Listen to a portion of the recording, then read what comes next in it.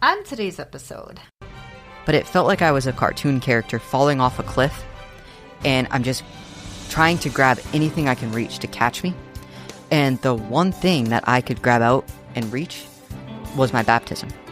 And I could say definitively, when everything else was falling apart, when I'd never been more depressed, I'd never been more anxious, never been so unsure about the world around me, I could say, well, at the very least, I'm a baptized child of God. Not son or daughter, couldn't get that language out yet. But I'm a baptized child of God. And it's all I needed. Really, honestly, it's all I'll ever need. But I'm blessed with much more. But I'm a baptized child of God, and I just kind of stuck with that. Welcome to the Life Challenges podcast from Christian Life Resources. Our world today presents people with complicated issues of life and death, marriage and family, health and science. It can be a struggle to understand or deal with them. We're here to help by bringing good information and a fresh biblical perspective to these matters and more. Join us now for Life Challenges. Hi, and welcome back. I'm Krista Potratz, and I'm here today with Pastors Bob Fleischman and Jeff Samuelson. And today we have a very special guest with us. We have Katie Coblentz. Welcome, Katie. We're excited to have you today. Katie is going to share her story in just a little bit. But first, I just wanted to kind of mention what today's episode is going to be talking about. We are going to be talking about transgenderism. And Katie has agreed to so kindly come on here and share her story with us. And it is a story of somebody who has transitioned, but then also gone through detransitioning. And I feel, too, like for myself, personally, I have found a lot of these detransitioning stories recently, and they're very fascinating, very interesting. And Katie, your story is interesting and fascinating as well. But your story is also very different, too. And it was very different just because of everything God has done in your life, too. And so we're definitely going to be talking about that today. And it just really reminds me so much of God's relentless love for each and every one of us. And so with all of that said, Katie, can you share with us a little bit about yourself and a little bit of your story? Yes, of course. So I am a detransitioner, which is how they call people like me. And all that means, it's just a big fancy word. It just means that I, at one point in my life, for me, it was when I was about 18, 19 years old, went through a gender transition, decided that I did not want to be a female anymore. I'm biologically female, decided that I wanted to be a male. And then later on, after I'd taken hormones, had surgery, I decided, nope, I don't want to do this anymore. I want to go back to being a woman. And at this point, as a quote-unquote detransitioner, I live as a biological woman who has all of the literal and emotional scars from having gone through a whole gender transition. So can you share with us a little bit of your beginnings and how this kind of all began? I was a tomboy growing up. I always was. And I think when it came time for me to tell my parents that I'm transgender, that I'm going to become a boy, there really wasn't much of a surprise. Growing up, I had a cousin who was exactly like me. He's a bit younger, but they would say sometimes, oh, he's the boy version of Katie. And my parents would joke, no, Katie's the boy version of Katie. So I was always a tomboy. I always wanted the boys' clothes, the boys' toys, everything. At recess, I played with the boys. All my friends were boys at school. And by the time I got to high school, surprisingly, I started to outgrow that just a little bit. And people will say in the trans communities, they'll say, I tried to be my biological sex. So for me, I tried to live as a girl. And I wore the girls' clothing, and I did the girls' things, and I played on the girls' sports teams and made friends with girls. But it just didn't fit for me, I guess. So I went back to wearing all the boys' stuff and doing all the boys' activities. My friends were still all girls at that point. And then the other thing that was happening in high school was there was a push for birth control. I had my first boyfriend. I was 15, maybe 14. And the push was, you have your first boyfriend and you start taking birth control right away because we want to prevent teen pregnancies. The assumption is just because I've started dating somebody very innocently, I'm going to just start having sex with them out of the blue. Not something that was ever on my radar. Well, as you can imagine, as a 15-year-old girl, this made me extremely uncomfortable. I had no desire for being anywhere near sexually active with my boyfriend, who I only ever played with on Xbox. Okay. We were too awkward to ever talk in person. We would just log into Xbox. We would talk on Xbox and play on Xbox. But other than that, our friends would talk to each other for us. If we wanted to go on a date or break up at one point, it was my friend told his friend. And it was just this whole thing. So it was way too innocent, way too awkward to be worried at all about teen pregnancy. So there's this push for birth control, and it honestly just confused me at first. And I was thinking, well, I'm not wanting to do this, so does that mean that I'm the odd one out? If my friends are taking birth control, if my friends are doing these things with their boyfriends, am I the weird one? And some girls in my class actually said there's an easy test to figure out if you're even straight. And you just look around the classroom at all the boys in the room and they say, can you picture yourself sleeping with any of them? I said no. I looked around. No, can't see it. Don't want to do it. And they said, all right, well, then you're a lesbian. And for me, that was like a eureka moment. It made sense. All right, I'm a lesbian. Lesbians don't have to take birth control because lesbians are not worried about pregnancy. Mm-hmm. So it worked. And now the push for birth control was off of me, off of my shoulders, and I didn't have to think about that stuff so much anymore.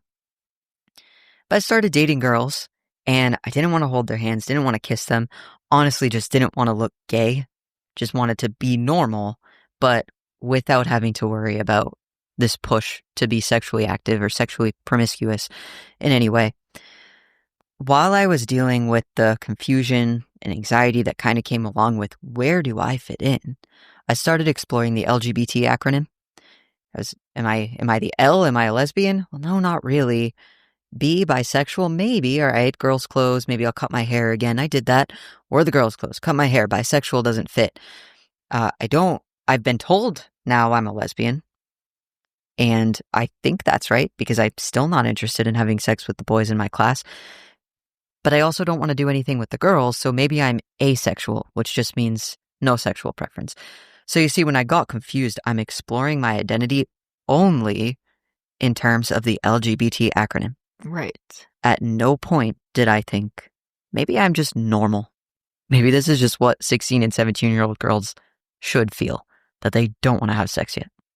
But that was not on my radar. And was that very true of your peers too at this point, where they were also just looking at all of basically like the letters of the alphabet to try to find their identity?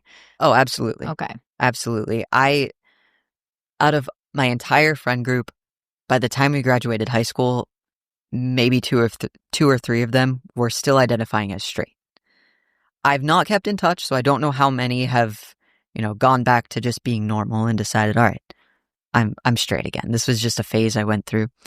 But by the time we graduated, very few of us were still identifying as heterosexual. What other cultural influences also kind of led you to transitioning as well? Well, at my high school, now I graduated from high school in 2014. And I'm almost 30. So it's been a while. But I went to the public high school. I'm from Massachusetts. And we didn't have the big rainbow pride flags. But what we did have was those blue and yellow equal rights stickers. I guarantee anybody listening has seen them. They're put out, I believe, by the Human Rights Campaign.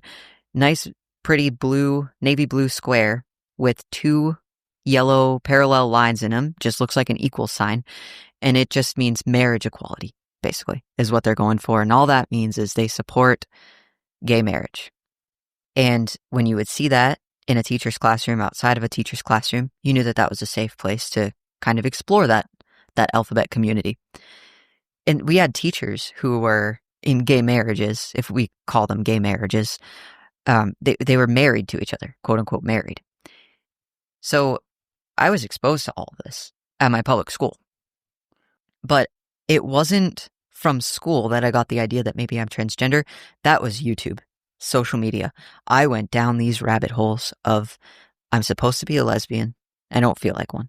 I'm not asexual. I'm not bisexual. I'm not any of these other things.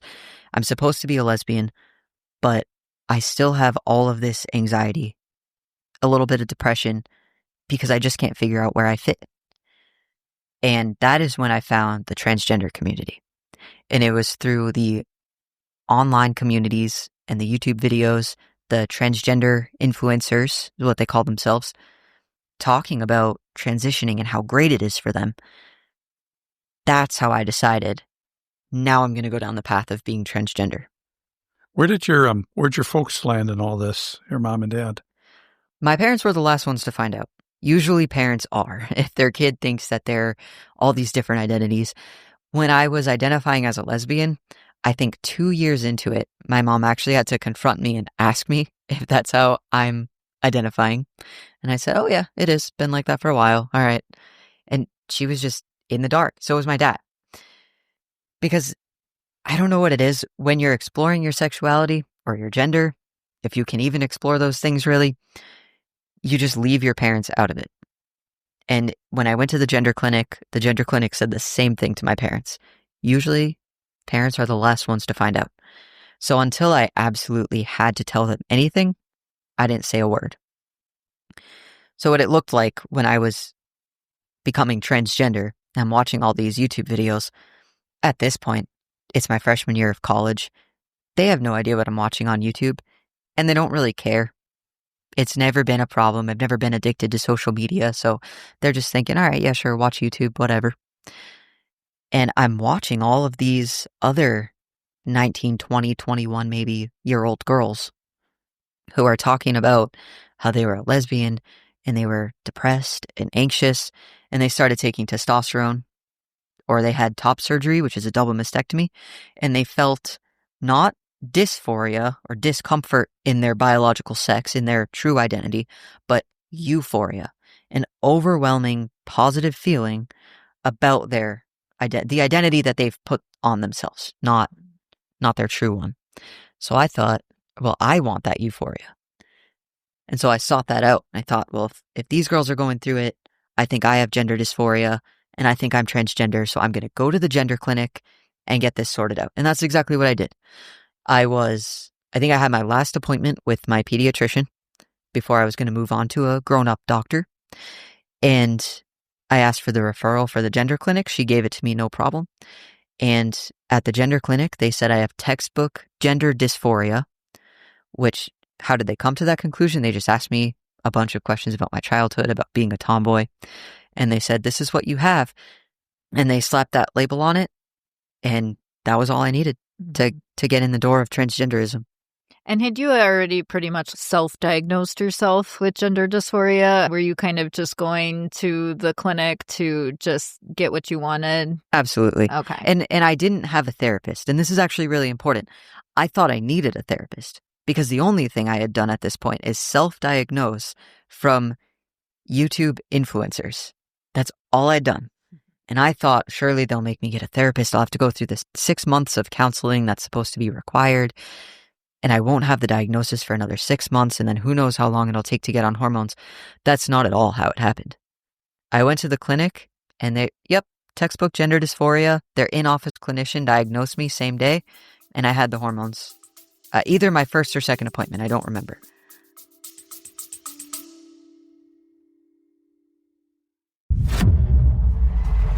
Welcome to The Balance of Gray. I am your podcast host, Steve. What exactly is the balance of gray? It seems to be a rising voice in Christian podcasting. The balance of gray. I'm not sure if you've heard of it or not. It's called The Balance of Gray. Balance of gray. And how do we have this peace in a world that's falling apart, distracted with tickled ears and a form of godliness yet denying its power? Because we have the Holy Spirit. And folks, if you don't, Jesus says, behold, today is the day of salvation. Now is your time for redemption. Do not wait on this. I'm telling you, you'll have a peace that surpasses all understanding. Find The Balance of Gray on Apple, Spotify. We're on just about everything out there. Ooh. So can you also just bring us alongside your faith journey growing up and where you were when you were transitioning? As a child, I come from a very devout Catholic family, though we fell away from the church when I was about 14 or 15, right before high school. So growing up, we were in church every Sunday. And I have good parents, still married to this day. I'm not from a broken home. I have a younger sister, and I get along with her just fine. She has a younger sister, so we argue enough. But, my home life was great. In church every Sunday, went to Sunday school, CCD, First Communion, all of that exactly how you'd expect. Really up until we were, my sister and I, going to graduate from our private Catholic middle school. For some reason, my family had just started falling away from the church at that point. We weren't going to church every Sunday, and we weren't really doing these things, but we were still going to Catholic school, and I was still very faithful. I still loved God. When I was younger, and even in middle school, I wanted to be a nun. And my family thought, oh yeah, you'll grow up and you'll become a nun. They just thought that was my calling. But then things got a little bit derailed because, like I said, in high school, I was exploring the LGBT acronym. And now I'm not having any of the religious education at school or at home. We're not going to church. And once you fall away from those things, you just start looking at other stuff. Mm-hmm. And that's exactly what I did. So all through high school, I don't think that I ever said I was an atheist, but I definitely said, yeah, I just don't buy into this stuff. And I didn't care about any religious or spiritual anything. It was just, yeah, whatever, doesn't matter. And that was kind of my attitude toward it. So functionally, I was 100% an atheist, just saying, no, this is just bunk. I don't know if I ever would have said that. In college, even when I was transgender, it was a little bit of the same thing. But a few years into being transgender, I started seeking a church again. And I was thinking, I am transgender. This is who I am. This is how God made me, because that's what I'm hearing from the online communities. But I'm a transgender Christian, and I need to be going to church. And so I would try to seek out churches, because there was a hole inside of me that I'm trying to fill. And I would seek out the churches that would accept me for being transgender. But those churches were never really preaching the word of God, because they're just saying, oh yeah, you're your own God, essentially. You can just do all these things to yourself and it's perfectly fine. So I still felt very empty. So those messages did not resonate with you? No. And there was one church that I went to, perfectly nice people there, got along with them just fine. They had communion, and now I'm from the Catholic Church. I know what communion is. I've had it growing up, but I knew that the Catholic Church doesn't do the whole transgender thing. And I thought, well, the church is wrong. I can't be the one who's wrong. Mm-hmm. So I was thinking, all right, I need the sacrament. And this just non-denominational church that I went to, I thought they saw it as a sacrament. And they had, I don't know what they had, maybe cups of grape juice or something and bread. But I thought, this is communion, this is a sacrament. I'm not going to participate because I've not been catechized. I've not been confirmed in this faith. So I won't have anything to do with it. And all the people are looking at me like, why wouldn't you go up for it? I said, oh, I'm just visiting. I shouldn't, that sort of thing. And they didn't have the option where you could go up and cross your arms. So I just stayed in my seat. No big deal. But everybody was kind of looking at me funny. I didn't realize that was not a sacramental church. Mm-hmm. And they just do anything, apparently. Anybody can just go up and have that because they don't believe it's the true body and blood of Christ. So these churches, you can see, were just very confusing for me. Mm-hmm. And I was just searching for something. And I just want to go back to the transitioning then part. What were the different things you did to become, quote unquote, trans? Right. That's a really good question. It started off that I just changed my name, and you can change your name legally and on your birth certificate. A lot of people don't know that. You can change your name and your gender on your birth certificate just because you identify a different way.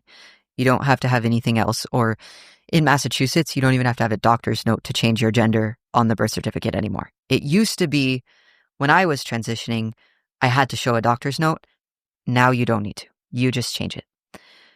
So step one was just trying on the different names and the different pronouns. Hey, instead of calling me she, could you call me he? And most people did. no problem. They went ahead and they called me the name I asked for, which was Caden, close enough to Katie that I would answer to my name when my parents called me, but also a male name. And they'd call me he as best they could. They'd forget here and there, and they'd call me she. It was no big deal to me. My neighbor told me, it's like when you move your silverware drawer and you always still want a fork and you go to the old drawer, but that's not where the forks are. And then you have to correct yourself. So I gave people a lot of leeway. You call me the wrong pronoun. I get it. You're just going to the old silverware drawer. But a couple years in, I was like, all right, now you people need to fall in line. Stop calling me the wrong thing. And I would get angry. After that social transition is what it's called when you're just doing things socially, just the name, the pronouns, your whole wardrobe is of the opposite gender now. Then it was time for me to start testosterone, which is, there are a few different forms of it, but I opted for the weekly self-injections because they will give you a gel and you just rub a gel on yourself, and that's one of the options. But I sometimes work too closely with kids, or I had younger cousins, and I would not want testosterone gel rubbing onto or transferring onto small children. That would be a recipe for a disaster. So I opted for the weekly self-injections. The shots initially deepened my voice, helped me to grow some facial hair, gave me more muscle mass, kind of rounded out my shoulders, and, as you would expect a steroid to do, helped me to stand up straighter, feel more confident. I was not able to feel quite so many emotions. So instead of feeling sad all the time, sometimes I'd get angry, but most of the time I just felt neutral. I could think about nothing, and I liked it. After the testosterone, after about a year on the testosterone, the effects started to plateau, and I wasn't noticing any more changes. So I wasn't having that euphoria that the testosterone initially gave me. So I thought, well, what better time than now to have top surgery, which is a double mastectomy. A lot of times, breast cancer patients will have to have their breasts removed as a form of cancer treatment. Well, women who identify as transgender or even non-binary, or even sometimes other things, are able to have this surgery and remove their healthy breasts. There's no sign of cancer or anything. And that's exactly what I did. A year into taking testosterone, I was 20 years old, and I had my breasts removed. And now I have the scars straight across my chest, just like a lot of transgender people do. And after that surgery, I felt better than I ever had. I could stand up straighter and be more confident, and my chest was flat. I was able to walk around day to day. I didn't have to bind my chest, wrap it, wear compression shirts, or anything like that. I could just live my life. And I could just live my life the way I wanted, and everybody thought I was a boy. They thought I was 2021, and they thought I was 11 or 12, but at least they think I'm male. That was kind of my thought process. At least they think I'm male. 4 years after the top surgery, the double mastectomy, I started having abdominal pain, and the gender clinic said, what that is, it's your uterus basically shriveling up from all the testosterone, pulling on your whatever your uterus is connected to, tendons or muscles or something, and just causing me this immense pain that would have me doubled over. And the cure for that, the gender clinic said, is a hysterectomy. You just go ahead. The hospital's not too far from here. I was in Boston, great doctors in Boston. And I went ahead and I had a full hysterectomy. They removed my uterus, cervix, fallopian tubes, and both ovaries. And just a quick side note, that was during the summer of 2020, so everything shut down except this, apparently. And yeah, it's ridiculous. It's laughable how ridiculous it is. But the surgery didn't go well. So when I came out of the surgery and I'm in recovery, my condition was getting worse and worse and worse. And what's going on? So they couldn't send me home. It was just supposed to be a quick outpatient surgery. Come in, get surgery, go home. They couldn't. They admitted me to the hospital, couldn't figure out what was going on until later in the night. My heart rate was, I don't know what it was, over 100, even though I'm in bed, but I was writhing in pain. My blood pressure's dropping significantly. They do an abdominal ultrasound and they see that I'm bleeding internally, and I have been for quite some time now. They rushed me in for emergency surgery, sewed me back up. One of my arteries was open. Whether or not it was supposed to be, I don't know, but it definitely was not supposed to be after the surgery. So they sewed me back up, fixed that. I had 3 blood transfusions, and then I was good to go. And I have no lasting damage, at least nothing that I know of, from that, which is, I think, miraculous. After the hysterectomy, I'm now, let's say 5, 6, almost 7 years into transition. If you would have asked me in that moment, do you regret your transition? Nope, don't regret it. I am still happy with it. At that point, still was, after everything that put me through. But because the hysterectomy was such an adventure, as the doctor said, I decided no more surgeries. I wasn't planning on having any others, but this basically, down the road now, if I wanted any, I wouldn't get them now. Mm-hmm. So you've done all this stuff now to transition. I think people would wonder, okay, how did you ever get to the mentality to detransition after doing all of this work to your body? Honestly, the way I got there, I still sometimes don't even think it makes sense, because it's just, it happened so fast and so unexpectedly. Because after the hysterectomy, I'm still want to be trans. I'm happy with this. That was the summer of 2020. Early 2021, I start listening to, my Catholic upbringing comes back to me. Oh, Father Mike Schmitz just put out a podcast, Bible in a Year. Maybe I should listen to the Bible. I never read through the Bible before. In my 20s now, almost mid-20s. Never listened to the Bible, never read the Bible. Don't really know what's in it. So I start listening. About halfway through the year, I think, wow, I should go to confession. And I didn't really know why, because if you would have asked me then, I still would say I'm happy. If you were to ask me at this moment today, in the year 2025, are you still happy with your transition? Part of me would still say yes. Because when I can get ready in the morning and it's a really hot day and I can just wear a t-shirt and I don't have to worry about a bra or a period, not to be TMI, but I'm done with those things, I'm very happy with it. And I'm still like, oh, if I could go back, would I get the surgery again? A lot of days, I think I would. Unfortunately, it's the sinful part of me that wants that, but sometimes that still comes back. So when did I finally realize this was all bad? I'm not totally sure I fully have yet. I know intellectually that it's bad, but without somebody else telling me, hey, this is kind of not good what happened to you, what you did to yourself, I don't think I would have any clue of how bad it was. But somehow, I'm listening to the Bible, somehow, and the Word of God is getting through, and I think I should go to confession. I was not detransitioning at this point. I was feeling kind of guilty, and I go to confession with just a priest in my neighborhood, church that I've been to before as a child. And I tell her, yeah, I'm transgender. No, I don't think I should be. I think it's bad. I receive absolution. Move on. He gave me some good advice, and I move on from that. When was the mountaintop experience where you realized that, things have to go a different course?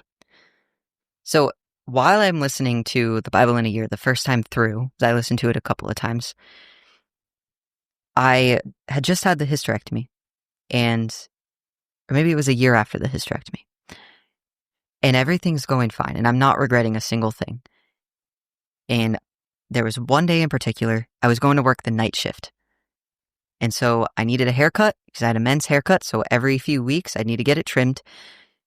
So I scheduled a haircut appointment. I was going to get my haircut, go back home, shower, get all the itchy hairs off my neck, and then go into work. And that's exactly what I did. I went to the barbershop, got my haircut, standard men's haircut, little longer on the top, short on the sides. Paid for the haircut, loved it. She showed it to me in the mirror, thought it looked great. Nothing new. I'm driving home. I get home. I'm about to get in the shower. I look in the mirror and something just didn't seem right. I'm looking at my reflection in the mirror and I'm staring. Something's wrong. Something's wrong. I don't look like me. Thought I was having a stroke. I was not. But I'm looking. No, I don't look right. I don't look right. Well, what it was I looked like a woman to myself. I'm seeing myself now as a woman for the first time in my adult life. And I shook it off. It's not that, something's not right there. Got in the shower, cleaned up, put my work uniform on, looked in the mirror again, and I just started crying. I couldn't control it. And I was taking testosterone. It's hard to cry like that when you're taking testosterone. But I did. And then I stopped crying because it's easy to stop when you're taking testosterone. I said, all right, I've had my 5 minutes of crying time. I can't be late for work. And I went off to work, but I just couldn't shake that feeling of something's wrong. Why do I look like a woman? And at that point, I shouldn't have looked like a woman. Nobody in my life, nobody walked past me and thought I looked like a woman. Say, oh, hey, buddy, what's up? They always thought I was a boy. But I just couldn't shake it. And then later that night, I'm looking in the mirror. Yep, I look like a woman. I look like a woman. And I just couldn't handle it. And it just got to a point. I think that's when I was like, something's not right. And I didn't have the words for it. And like I said, even still, sometimes I think, oh yeah, I'm happy with my transition. But that was the point when it kind of all crumbled for me. When everything just fell apart. All that work I put into it. Yeah. And now I don't even look like a man. And on top of it, I look like a woman, and maybe I should be a woman, but I have a men's haircut and men's clothes, and I couldn't do anything about it. And I keep listening to Father Mike in my ear every day, listening to the Bible, waking up, listening to the 20 minutes or however long it is. And I just, maybe I should try to go to a church that is not so pro-trans. And I don't have to tell him anything yet. And that's what I started thinking. And I did not go to church until through the end of 2021. I still had not gone to church. I said, nope, too scared. Nobody wants to go with me. I don't want to go on my own. So I'll just stay home. Maybe I'll watch a church service online. Maybe I'll watch one of Father Mike Schmitz' other videos, something like that. And then late in 2021, I made it my New Year's resolution to just get off my butt, suck it up, and walk into a church. So all of December, I spent researching, where am I going to go? What kind of church should I go to? Actually, this might have been 2022. I might be getting my timeline mixed up. It's sometime. And I'm back and forth. Should I detransition? Should I not? Is it really that bad? No, there's no way it's really that bad. I like it better like this. But anyway, whatever it was, I think end of 2022 is when I made it my New Year's resolution. I should really try to go to a church. And I'm Googling churches in the area. And I'm thinking, you know what? Maybe I shouldn't start with proximity. Maybe I should start with theology. Because one time I went to a church and they had the sacrament all mixed up. Okay. And I don't know anything about the faith. I'm identifying as a transgender Christian, as if that could ever exist. But I know something wasn't quite right about the way they treated the sacrament. So I thought, I'll start with theology. And I landed on the Lutheran church. And then there are a lot of different flavors of Lutheran is how I called them. Mm-hmm. And some of them were very pro-trans and some of them were very much not. So it's like, all right, that's interesting. They have the same name, but very different theology, I guess. And I didn't know any of the background yet. But I'm looking into it. I'm like, you know what? I am going to go to the most conservative church I can find. So conservative that I can't just be anonymous, that I have to have a relationship with people, especially if I want to receive the sacrament. I have to tell the pastor. But I also don't want anybody to affirm me as male because I know it's wrong. I don't know why it's wrong. I still want to be a male, but something's not quite right. And I knew that. So I went to a Lutheran church. It's an LCMS church in the area. Church Missouri Synod. Missouri Synod, yes. We'll just clarify for all of our listeners. Missouri Synod Church. Though there were a few different flavors, as I called them. So I was like, all right, yeah, those would work. The closest one to me was the Missouri Synod. Mm-hmm. And that's how I went there, right next to my work. And so I walked in the first, because January is my New Year's resolution. Telling myself, get to a church. First Sunday in January rolled around. I was too scared. I chickened out and I just watched the live stream.